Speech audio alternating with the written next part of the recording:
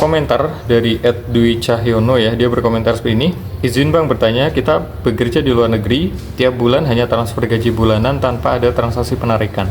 Apa bisa keblokir bang? Terima kasih, mohon infonya bang. Oke, jadi saya jelaskan dulu ya, untuk transaksi itu ada dua, ada transaksi yang bersifat menambah saldo dan transaksi yang bersifat mengurangi saldo. Kalau transaksi yang dilakukan itu hanya menambah saldo aja, atau transfer ke rekening tersebut biar ada saldonya, itu menurut saya ya, itu juga termasuk transaksi gitu. Jadi jangan mengharuskan nasabah itu untuk melakukan semua jenis transaksi, baik itu yang menambah ataupun mengurangi saldo.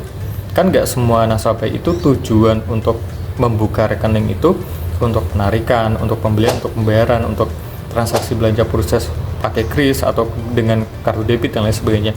Jadi dikembalikan ke tujuan nasabah tersebut. Itu membuka rekening itu tujuannya untuk apa?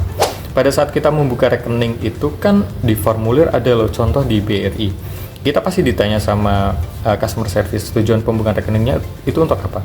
Pilihannya ada untuk transaksi, untuk menabung, untuk gaji dan lain sebagainya.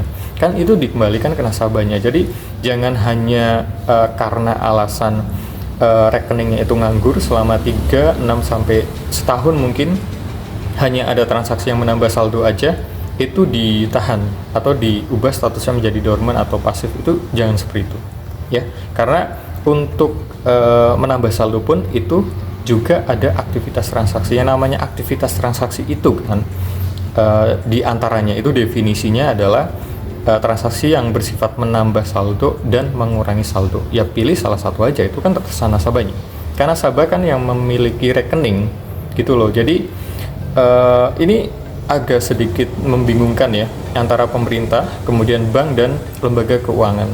Ini 3 entitas ini, saya nggak tahu tujuannya apa, dan lain sebagainya, saya tidak paham, tapi harus dipelajari dulu. Ya, yang namanya transaksi itu atau aktivitas transaksi itu bukan hanya transaksi yang menambah saldo aja, ya, bukan hanya transaksi yang mengurangi saldo aja.